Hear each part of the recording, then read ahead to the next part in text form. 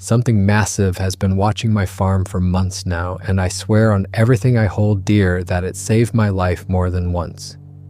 I know exactly how that sounds. Believe me, I do. Like the ramblings of a lonely old man who spent too much time alone, whose mind is playing tricks on him. But I'm in my 70s, living alone on this remote property at the end of a forgotten road. And what I've seen, what I've experienced, has changed everything I thought I knew about what's really out there in those woods beyond my fence line. This isn't what I thought Bigfoot was supposed to be. Not the monster from the stories, not the aggressive creature from the blurry photos and sensational documentaries. Not even close. My farm sits at the very end of a long, winding dirt road that turns to mud when it rains and becomes almost impassable in winter. The property is surrounded by dense forest on 3 sides, thick stands of pine and oak that stretch for miles in every direction. It's not much to look at, this place of mine. Just a small vegetable garden where I grow tomatoes, beans, squash, and whatever else can survive in this rocky soil. A weathered chicken coop houses about a dozen birds that provide me with eggs. And the house itself, a simple wooden structure that's been standing here longer than I've been alive, with creaking floorboards and windows that rattle when the wind picks up. The property backs right up against thousands of acres of genuine wilderness, the kind of untouched forest where you could walk for days in any direction and never encounter another human being. No trails, no markers, no signs of civilization, just endless trees, rocky outcroppings, hidden valleys, and streams that have never appeared on any map. I've lived here my whole adult life. This is where I raised my children, where I taught them to fish in the creek and identify animal tracks in the mud. This is where my wife and I spent 43 years together before I buried her in the small cemetery 5 miles down the road. Every memory I have that matters happened on this land. This place isn't just my home, it's my entire world, the sum total of everything I am. But the neighborhood, if you can even call it that anymore, has changed dramatically over the past 20 years. Families have been leaving steadily, one by one, like a slow exodus. Young people want jobs that don't exist out here, opportunities that can only be found in the cities hours away. And eventually their aging parents follow them, unable or unwilling to maintain these old properties alone. Houses that used to glow with warm light every evening now sit dark and empty, their windows like dead eyes staring at nothing. Some have been abandoned for so long that the forest is actively reclaiming them. The nearest neighbor I have now lives 8 miles away, and I only see them maybe twice a year when they happen to drive past on their way to somewhere else. Sometimes months go by without seeing another human face. The countryside is being swallowed whole by urbanization and the relentless pull of modern life. This place that was once a community, however small and scattered, has become a ghost town, slowly being consumed by the wilderness. People ask me sometimes, the mailman, the kid who delivers propane twice a year, why I stay. Why not sell the place and move closer to town, to people, to services and safety? The truth is simpler than they probably imagine. I can't leave because I literally cannot imagine my life anywhere else. This is my whole existence. Every single morning I wake up before dawn and walk out to tend my small vegetable garden, pulling weeds, checking for pests, watering when the soil gets too dry. I fix the fences when the wood rots or when animals knock them down. I collect warm eggs from the chicken coop, feeling their weight in my basket. I make absolutely sure everything is battened down and secure before nightfall. It's simple work, repetitive even, but it's mine. The routine is what keeps me going, what gets me out of bed each morning despite the aching joints and the loneliness that sometimes threatens to overwhelm everything. Without this land, without these daily tasks and responsibilities, I honestly don't know what I would do or who I would be. This place needs me, and I need it right back. It's as simple and as complicated as that. The isolation didn't bother me at first. For the first few years after my wife passed, I actually welcomed the solitude. It gave me time to grieve properly, to adjust to this new reality without her. The quiet felt appropriate somehow, respectful. But over this past year, something shifted. Things have gotten genuinely unsettling in ways I can't easily explain. The wildlife has become noticeably bolder, more aggressive. Deer started eating straight from my garden in broad daylight, pulling up entire plants while I stood on the porch watching. Raccoons tore apart my chicken coop twice in the span of 3 months. Both times I had to spend entire days rebuilding the wire mesh, reinforcing the structure, patching holes. My hands aren't what they used to be, and the work left me exhausted and frustrated. Then the bears started coming closer than they ever had before. I'd wake up in the morning to find my trash scattered across the entire yard, garbage strewn everywhere like some kind of explosion had occurred. But what really made my stomach turn were the claw marks I found gouged deep into the side of my storage shed. 4 parallel scratches, each one cutting through the wood like it was paper. But the wildlife wasn't even the worst of it. I started seeing suspicious vehicles more and more frequently. Unfamiliar pickup trucks, usually beat up and rusty, would drive slowly past my property. They'd slow down dramatically as they passed my driveway, and I could see faces turning to look, assessing, evaluating. It felt like being sized up, measured for some purpose I didn't want to think about too hard. The mailman told me one afternoon, his face serious and concerned, that abandoned houses all throughout the area were being broken into regularly now. People, thieves, scavengers, desperate folks, stripping them systematically for copper wire, copper piping, anything that might have resale value. The thought of someone doing that to my home, violating the space I'd spent a lifetime building and maintaining, made me physically sick. This wasn't just property to me.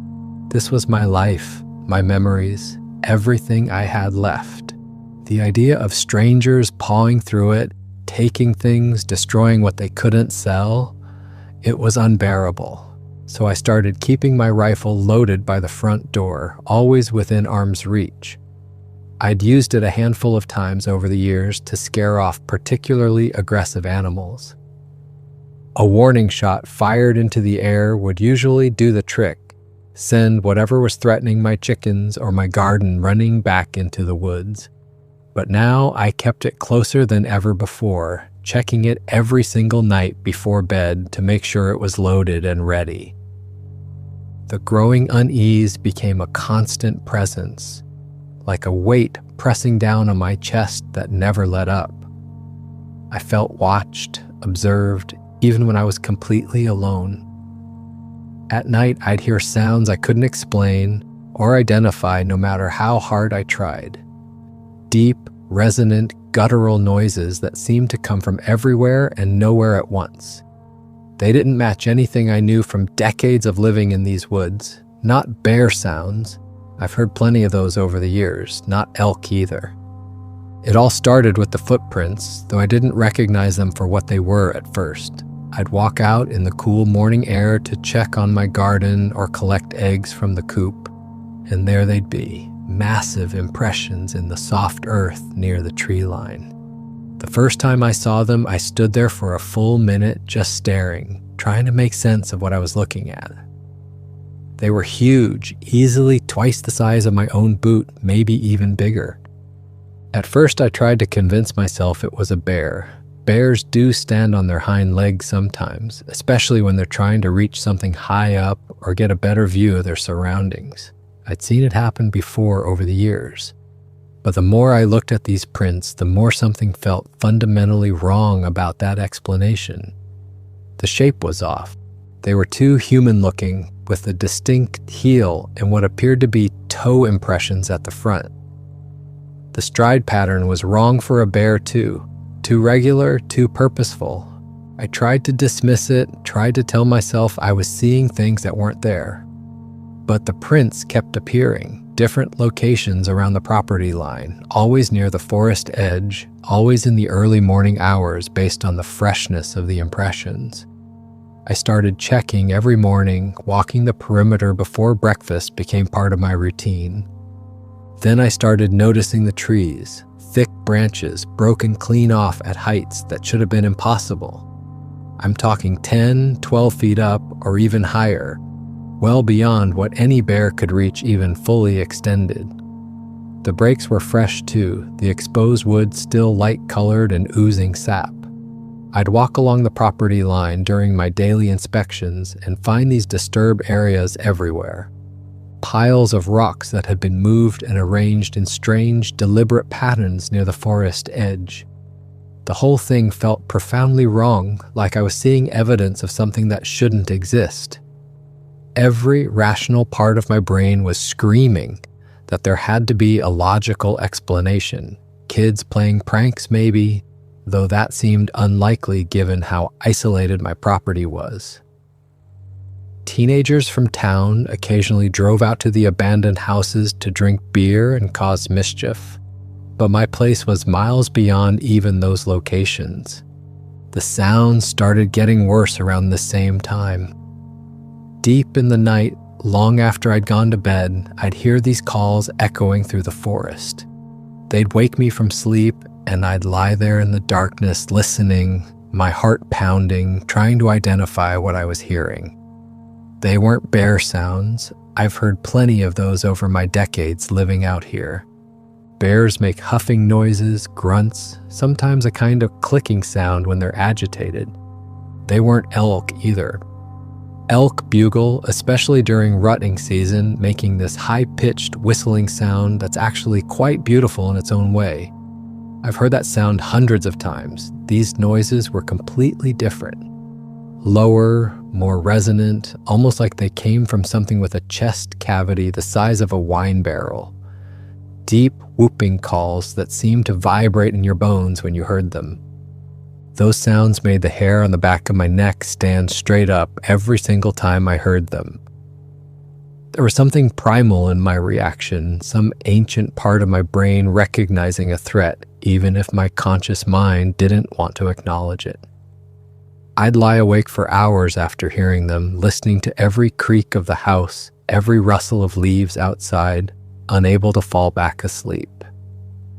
My chickens started acting strange during this period too, and that frightened me more than almost anything else because chickens are remarkably consistent creatures of habit. Some nights they'd be completely silent when I went out to check on them before bed. Normally you'd hear quiet clucking, the sound of them shifting around on their roosts, the usual peaceful nighttime chicken sounds. But on these particular nights there would be absolute silence. Dead quiet.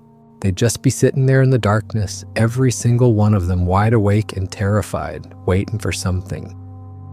Their eyes would reflect the flashlight beam back at me, a dozen pairs of eyes shining in the dark, and I could feel their fear. It was palpable, infectious.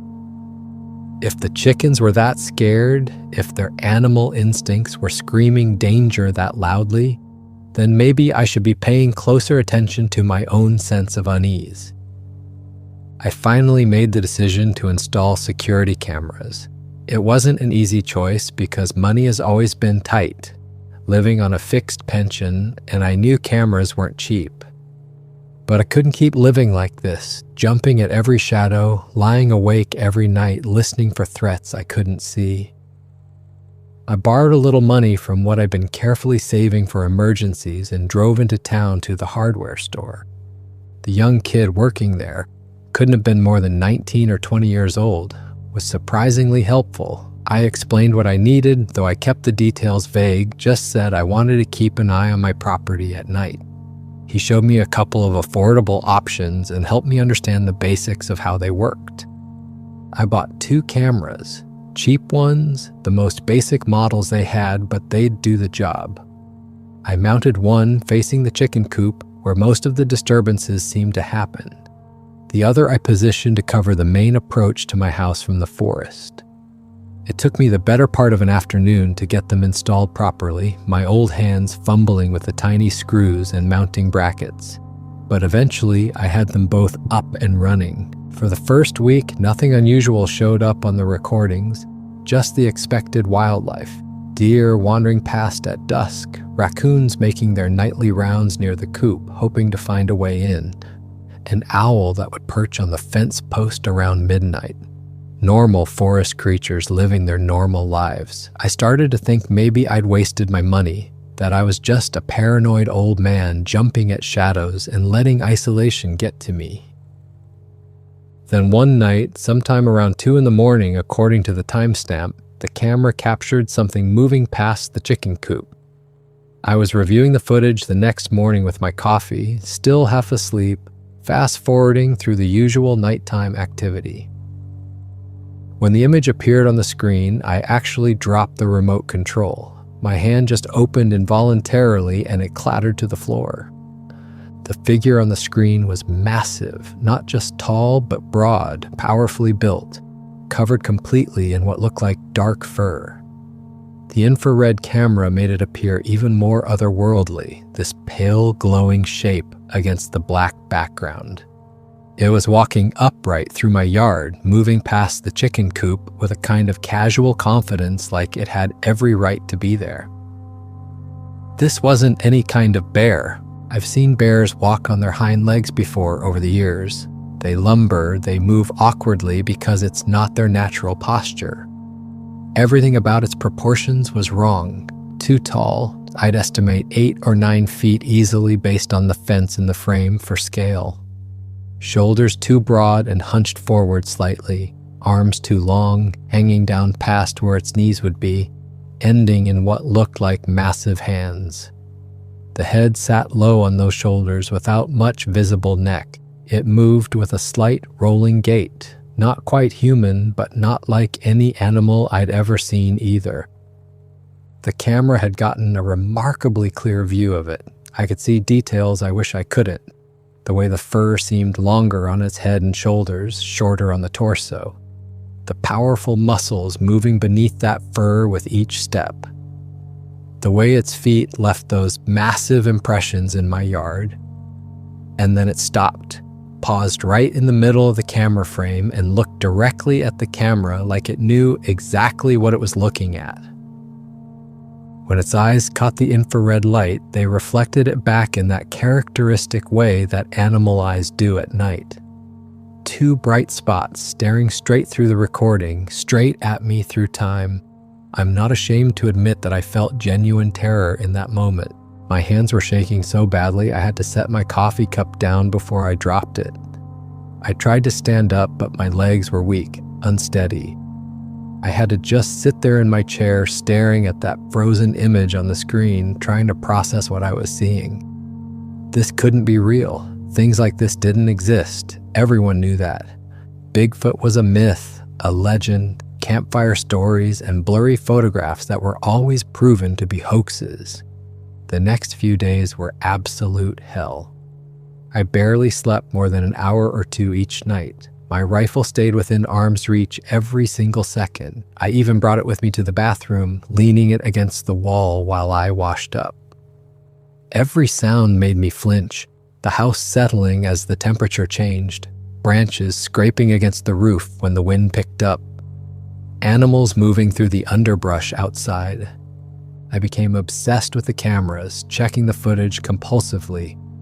I'd review every single hour of recording, watching the entire night's worth of footage each morning with my breakfast. The creature appeared 3 more times that first week after I'd discovered it. Always between midnight and 3 a.m, always moving with that same deliberate purpose, checking the perimeter of my property, walking around the edges like it was conducting some kind of patrol. But it never approached the house directly, never tried to break into the chicken coop despite walking right past it multiple times. It was just watching, observing. I studied every single frame of footage I had, going over it again and again until I'd memorized every detail. The creature seemed cautious in its movements, deliberate and thoughtful. There was an intelligence to its behavior that was somehow more frightening than if it had been mindlessly aggressive. It moved with purpose, keeping to the shadows when it could, taking cover behind trees and structures. This wasn't just some dumb animal operating on instinct and base drives. Whatever this thing was, it was thinking, planning, making decisions. That realization terrified me more than anything else. A mindless beast I could potentially deal with or at least predict. But something with intelligence, something that could think and strategize, that was infinitely more dangerous. I spent a whole afternoon sitting on my porch with the rifle across my lap, thinking through different scenarios of what I'd do if it showed up during daylight hours. Could I shoot it? Should I shoot it? The rifle I had was for deer and small predators. Would it even stop something that size? And the more I thought about it, the more I realized that shooting at this thing would probably be the worst decision I could possibly make. It was massive, maybe 800 or 900 pounds of pure muscle and power. My house was just old wood and plaster. Those massive hands I'd seen on the footage could probably rip through the siding without much effort. And once it was inside, there'd be nowhere for me to run, nowhere to hide. I'd be trapped in here with an enraged creature that could literally tear me apart. Plus, I had to keep coming back to one crucial fact. It hadn't actually threatened me or the chickens yet. It was just watching, observing from a distance. So I came up with a different plan, a less confrontational approach. I'd try to lure it away from the farm, lead it deeper into the forest where it wouldn't be hanging around my property anymore. Create a path that would draw it away from here toward wherever it actually lived in those endless woods. I drove into town and bought 20 pounds of fresh fish from the market. The guy behind the counter gave me a strange look. I usually only bought a pound or two at a time, but I didn't explain. I wasn't about to tell anyone what I was planning. The next morning, I loaded the fish into a backpack and headed into the forest. I followed the direction I thought the creature had been coming from, based on the footprints I'd found. About half a mile in, I found a flat rock and left a pile of fish on it. Then I walked another quarter mile deeper and left more fish. I repeated this a few times, creating a trail that led away from my property and deeper into the wilderness. By the time I got back home, I was exhausted. My legs were aching. I wasn't used to hiking that far anymore. I collapsed into my recliner and didn't move for hours. That evening, I settled into my living room with my rifle across my lap, watching through the window. Around 11 at night, I saw it, a massive shape moving through the darkness, heading straight toward my house. Terror surged through me. This was it. The creature was coming closer than it ever had before. I was frozen in place, watching through the window as it approached within 30 feet of my front door. My heart was hammering so hard I thought it might give out. But the creature wasn't moving aggressively. It was moving slowly, deliberately, like it didn't want to startle me. Then it stopped at the edge of my porch. It lowered itself down, kneeling, and placed something on the porch step. Then it backed away, moving slowly, and disappeared back into the darkness toward the forest. I sat there in the dark, sweating despite the cold night, unable to process what had just happened. My heart was still pounding, my hands still shaking. The rifle felt heavy and useless across my lap. I waited until dawn. There was no way I was going outside in the darkness, not with that thing out there. When morning light finally came, I grabbed my rifle and slowly opened the front door. There on my porch step was a carefully arranged pile of wild berries, walnuts still in their shells, and some kind of edible roots I didn't recognize. The creature had brought me food, It was responding to my fish offering, returning the gesture. I sat down on the porch step, staring at the gift, my mind reeling. This wasn't just some animal acting on instinct. This showed intelligence, reciprocity, and understanding of exchange. The creature knew I'd left it food, and it was returning the favor. Everything I'd been feeling, the fear, the dread, the paranoia, it all shifted. I'd been wrong to be so afraid. This creature wasn't trying to hurt me, it was trying to communicate. Over the following days, I started leaving out more food occasionally, vegetables from my garden, some bread, things I thought it might like. By morning, the food would always be gone. Sometimes it was replaced with nuts, berries, or wild plants. I never saw the exchange happen. The creature was careful, shy, but the pattern was clear. I started to feel this strange sense of companionship, like having an invisible neighbor. Someone was out there, watching over things, and we had this unspoken understanding between us. When I checked the cameras, I'd catch the creature a few more times. It seemed more relaxed around the property now. I noticed details I'd missed before. The way it moved carefully around the chicken coop, never threatening the birds. How it stepped around my garden, avoiding the plants, not damaging anything. This thing was not just intelligent, but gentle, careful with what was mine. I found myself growing convinced that whatever this creature was, it meant no harm. Summer turned to fall. We settled into a routine of occasional food exchanges. I stopped keeping my rifle by the door at night.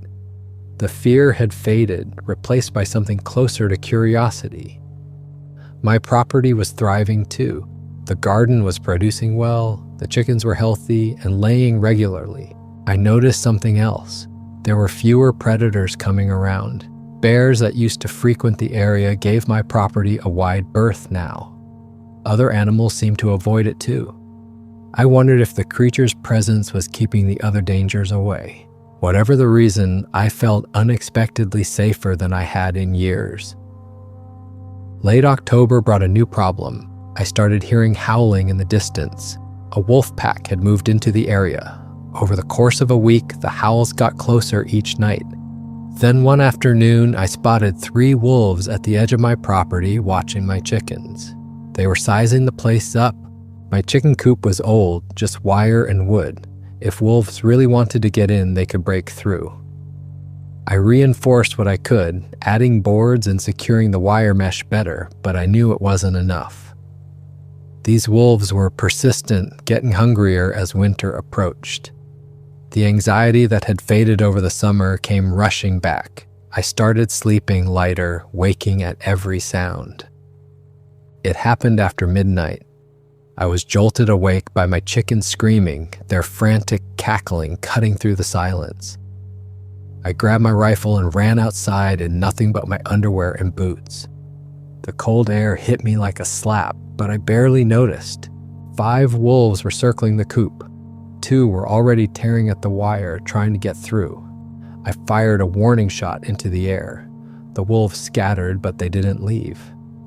They regrouped at the tree line, watching me. I stood guard on my porch, rifle ready, scanning the darkness. 20 minutes later, they came back. Bolder this time, testing my defenses. I fired again, and this time I hit one in the hindquarters. It yelped and limped away, but the pack didn't scatter. They knew I was old, knew I couldn't keep this up all night. My heart was racing dangerously fast. My chest ached with every breath. This old body wasn't meant for this kind of stress anymore. Exhaustion was setting in, and the wolves could sense it. The third time the wolves rushed the coop, they came all at once. I fired and missed, my hands shaking too badly to aim straight. Then suddenly, an earth-shaking roar erupted from the forest. Unlike anything I'd ever heard. Primal, furious, terrifying. The wolves froze. Their ears went back, tails dropped. They were staring toward the sound, and I could see fear in their posture. Then came crashing sounds. something massive moving through the forest at incredible speed. Trees shook, branches snapped. The roar came again, closer now, and I felt it vibrate through my chest. The wolves panicked, their formation broke, and they scattered in different directions. Then I heard the sounds of a fight, snarling, yelping, the heavy impact of something hitting the ground. Wolf cries echoed through the darkness, but they weren't sounds of aggression. These were sounds of terror. Then came silence, followed by the sound of the entire pack running at full speed. I could hear them fleeing through the forest for minutes, getting farther and farther away. Finally, silence settled over the farm. They never came back. I collapsed on the porch, my heart still hammering, gasping for breath. When I looked toward the forest, I saw it. A massive silhouette standing at the tree line, unmoving. I recognized that shape. My guardian had come. The creature stood there watching, making sure I was okay, ensuring the wolves were really gone. Overwhelming gratitude flooded through me. I tried to call out thank you, but my voice wouldn't work. My throat was too tight, my chest too constricted. The creature slowly backed into the forest and disappeared. I sat on that porch until dawn came, too shaken to move, processing what had just happened. When morning light finally arrived, I walked to the forest edge. I found wolf blood on the ground, tufts of fur, signs of a violent confrontation. Whatever had happened there, it had been brutal and fast. I checked on my chickens. All of them were safe. Traumatized but unharmed. They clustered together in the corner, still too scared to make much noise. I understood completely. I felt the same way. The creature had been watching all along, protecting me.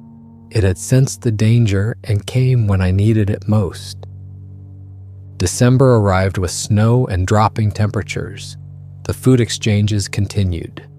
I felt genuine affection for this unseen guardian now. Sometimes I'd talk to it when I left offerings, just speaking into the forest, hoping it could hear me.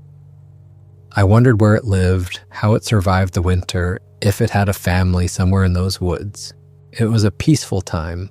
My property felt safe in a way it hadn't in years. I slept better, didn't jump at every sound. I was grateful for this unexpected friendship with a creature most people thought was just a myth. Late December afternoon, the temperature had dropped below freezing and a thin layer of snow covered everything. I was inside warming my hands by the wood stove when I heard an engine sound carrying through the cold air. That was unusual. My road doesn't get much traffic. Sometimes days or weeks pass without a single vehicle. 2 men climbed out, and immediately something felt wrong. I've lived long enough to develop instincts about people, and every alarm bell in my head started ringing at once. The way they moved was wrong. Too casual, too familiar with each other, like they'd done this before. The way they looked around my property, assessing it, noting the isolation, the lack of nearby houses. One of them pointed at something and said something to the other, and they both laughed. They walked up to my door and knocked. When I opened it, keeping the chain fastened, the taller one gave me what was probably meant to be a friendly smile, but looked more like a predator baring teeth. He said they were lost, claimed they were trying to find a hunting cabin their friend told them about, needed to use a phone to call for directions. It was a reasonable enough story, plausible on the surface. And I'm an old man who was raised to help people when they need it. But I wasn't completely foolish.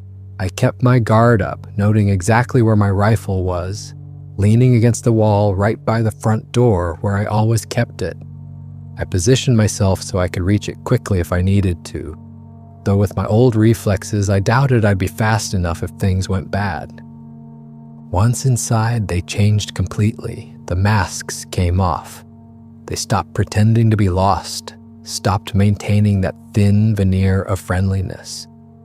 They became harder, colder, their eyes taking on a predatory gleam as they looked around my home. started asking questions that had nothing to do with finding a hunting cabin. Did I live alone out here? When was the last time anyone came to check on me?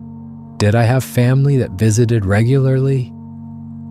Each question drove home exactly how vulnerable I was, how isolated, how helpless. These weren't lost hunters, these were predators who'd found easy prey. An old man alone in the middle of nowhere with no one to help him, and no way to call for assistance even if I could get to a phone. My landline had been cut off years ago when I could no longer afford it, and cell service doesn't reach out here. Then the demands started, though they were phrased as statements rather than requests. The shorter one said they needed supplies, just announced it like it was a fact we'd all agreed on, and started opening my cupboards without waiting for permission or response. Just helped himself to my kitchen, pawing through my food, my belongings, my life. The other one, the taller one who'd done all the talking, positioned himself between me and the door, blocking my only exit. My stomach dropped as the reality of the situation crashed down on me. These weren't just thieves looking to steal some canned goods and leave. This was a robbery, maybe worse. This was dangerous, possibly lethal, and I was completely outmatched. Two younger men, both probably in their 30s or 40s, both bigger and stronger than me, against one old man in his 70s whose hands shake and whose knees don't work right anymore. The situation escalated fast, spiraling out of control in the space of minutes. The one going through my cupboard started opening drawers now, pulling them out one by one, dumping the contents on my floor when he didn't immediately see what he wanted. Looking for valuables, for cash, for anything worth taking. My modest collection of silverware, nothing fancy, just the everyday pieces my wife and I had used for 40 years, scattered across the kitchen floor. The other one moved closer to me, invading my space, getting right in my face. I could smell stale cigarettes on his breath, see the cold calculation in his eyes. He demanded to know where I kept my money, my valuables, anything worth stealing. His voice was low and hard, the tone of someone who'd done this before and knew exactly how to terrorize an old man into compliance. I thought about making a move for the gun. It was right there, less than 15 feet away, leaning against the wall where I'd left it. But one of them was standing almost right next to it now, close enough that he'd get to it before I took 2 steps. And even if I somehow got past him, even if I somehow reached it and got my shaking hands on the rifle, what then? Could I actually shoot 2 men in cold blood? I felt trapped, completely helpless. Too old to fight, outnumbered 2 to 1, in a terrible tactical position with my back literally against the wall. My heart was pounding again in that same dangerous rhythm I'd experienced during the wolf attack. That painful hammering that made my chest ache and my breath come short. The stress was overwhelming, crushing, making black spots dance at the edges of my vision. The taller one got right in my face, so close I could see the broken blood vessels in his eyes, the poor dental work in his grimacing mouth. "Where do you keep the money, old man? I know you got cash hidden somewhere. Everyone your age keeps cash in the house. So where is it?" His hand came out of his pocket now, and I saw the knife. Nothing fancy, just a simple hunting knife with a worn handle, but sharp enough to end my life in seconds. I was preparing to make a desperate move, knowing it would almost certainly fail, knowing I'd probably die in the attempt, but unable to just stand there and let this happen. My muscles tensed, getting ready to try to rush past him to make some kind of final stand, even if it was futile. Then suddenly, I heard something outside that stopped everyone cold. Heavy footsteps on my porch. But not human footsteps. I knew immediately these weren't made by human feet. Each step made the old wooden boards creak and groan under enormous weight. Sounds I'd heard before on security camera footage, but never this close, never this real. The footsteps approached my front door slowly, deliberately, each massive impact perfectly spaced. Everyone in the room froze. All three of us motion stopped mid-action like a paused video staring at the door. The footsteps were unmistakable, undeniable, impossible to misinterpret. Something massive was right outside my house, and it was making absolutely sure we all knew it was there. The intruder near the door, his knife still out and visible, turned toward the sound. His face had gone from confident and threatening to confused and nervous in seconds. "You got someone else here, old man?" His voice had lost its hard edge, now tinged with uncertainty. "Someone else living out here with you?" I couldn't help it. I started smiling, then actually laughing, a sound that came out more manic than I intended, but was born of pure relief flooding through my system. I knew those footsteps. I knew what was out there. My guardian had sensed the danger, had known I was in trouble, and had come to help. "Just you wait and see what's out there," I told them, the words coming out between gasps of desperate laughter. "Just you wait." They looked at me like I'd lost my mind, confused and increasingly nervous.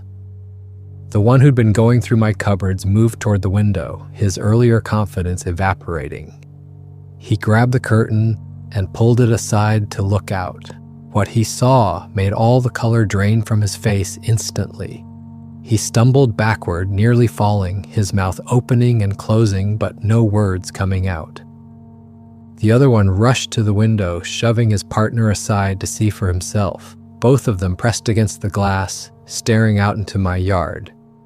Their faces reflected absolute terror, the kind of fear that bypasses rational thought and goes straight to primal survival instinct. And I heard it then, a low, rumbling growl from outside, so deep it vibrated through the walls of my house, rattled the windows in their frames, made the furniture shake. The window rattled harder as something massive pressed against the outside wall. A huge shadow became visible through the curtains, blocking all the light from that entire side of the house. The creature was so large it made the window look tiny by comparison, a black silhouette that seemed to fill the entire world. More footsteps now, moving around the perimeter of my house. The creature was circling, checking all sides, making absolutely certain these intruders understood they were surrounded, that there was no escape except the way they'd come in. Both men were backing toward the kitchen now, toward the back door, their earlier predatory confidence completely shattered. They weren't hunters anymore. They were prey, and they knew it. One of them, the one who'd had the knife, who'd threatened me, who'd demanded my money, shouted toward me but was already moving toward the back door. "We're leaving. We're going." His voice cracked on the words, pure panic evident in every syllable. They fled through my back door like their lives depended on it, which maybe they did, and I heard them running across the frozen ground, slipping and scrambling in their desperation to reach their truck. I heard their truck doors slamming, heard the engine roar to life, heard them spin out of my driveway with such speed and desperation that they sprayed gravel everywhere. The sound of tires squealing and the truck fishtailing on the frozen road carried clearly in the cold air.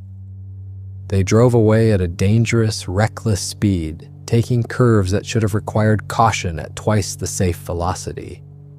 Silence fell over my house, broken only by my own breathing, fast, ragged, desperate gulps of air, and the familiar creaking of old wood settling. My heart was still hammering, adrenaline still flooding my system, hands still shaking. But now those were symptoms of relief rather than fear.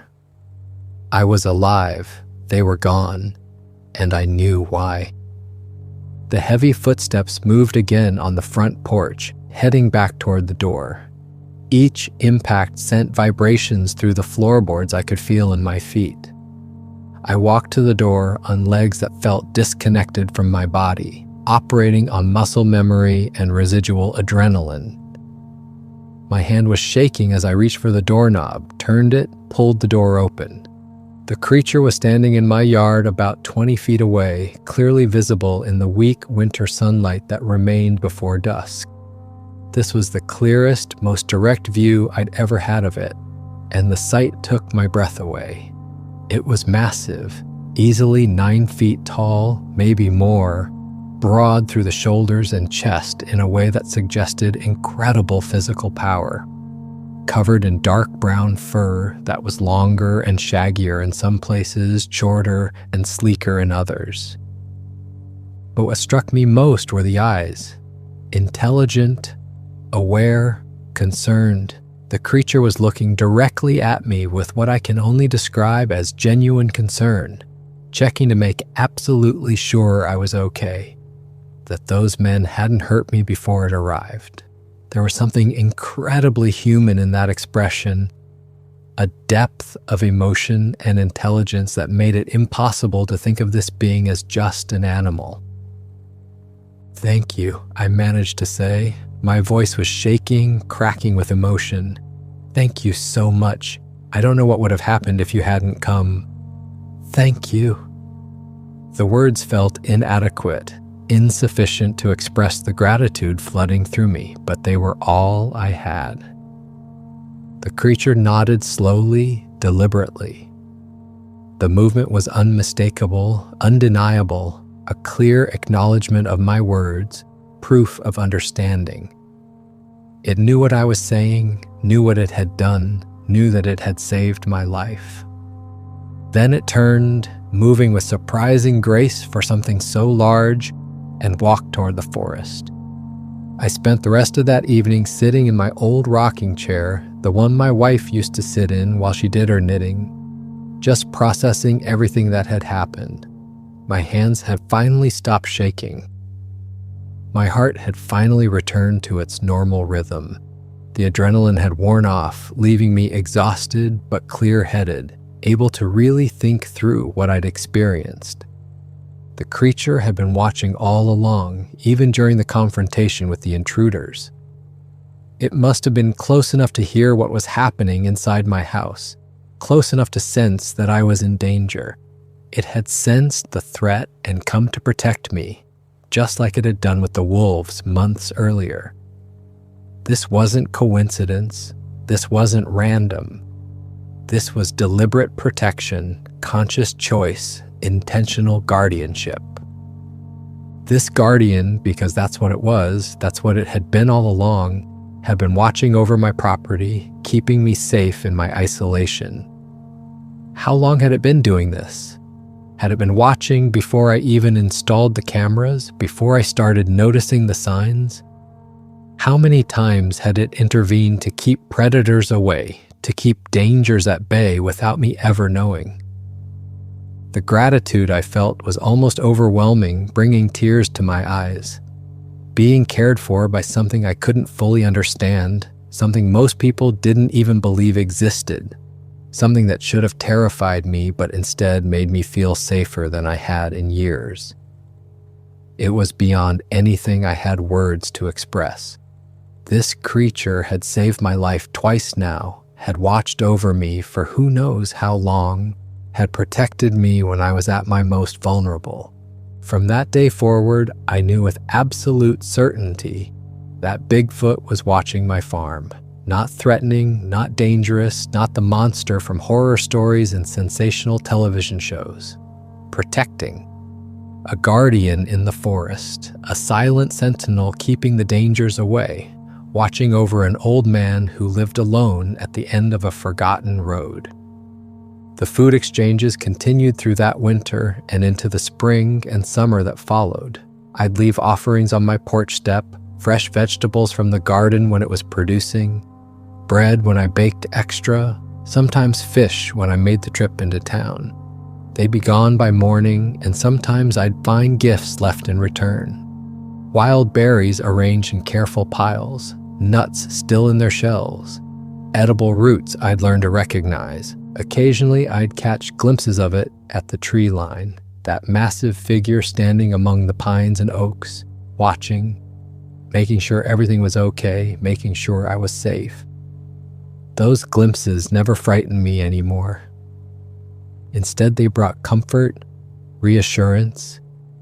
I wasn't alone out here after all. I had a friend in the forest, a protector, someone, something watching over me.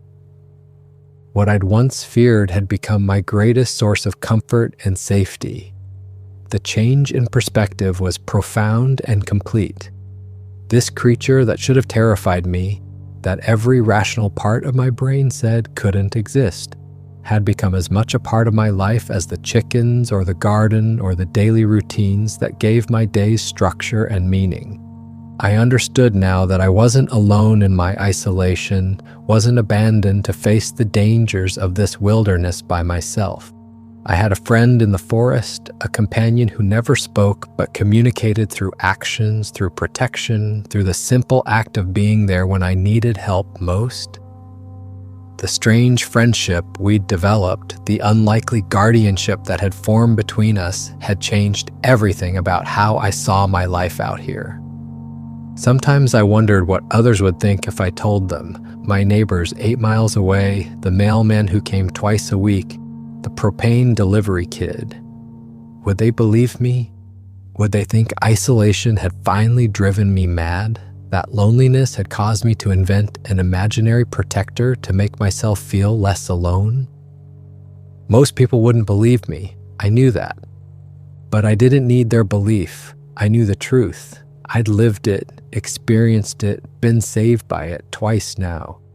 This creature had saved my life more than once, had watched over me through dangers I never even knew about, had chosen to protect me for reasons I might never fully understand.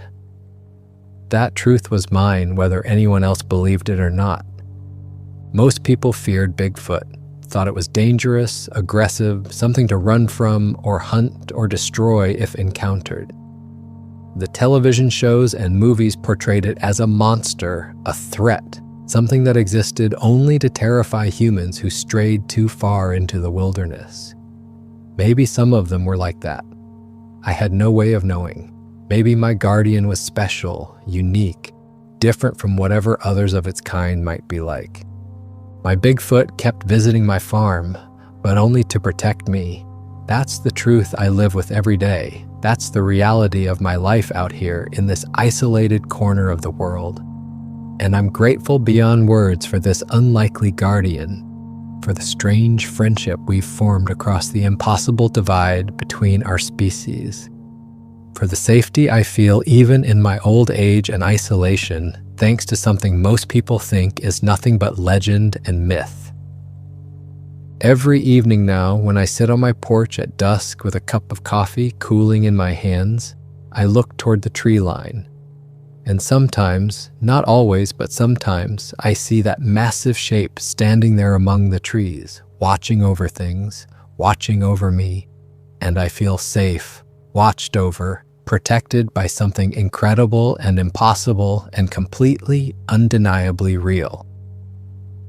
This is my life now. An old man and his impossible guardian living in an unlikely partnership at the edge of the wilderness. Most people will never believe this story, and that's okay. They don't need to believe it for it to be true. They don't need to understand it for it to matter. This is my truth, my reality, my life. And I wouldn't change it for anything in the world. For more interesting stories, check this out.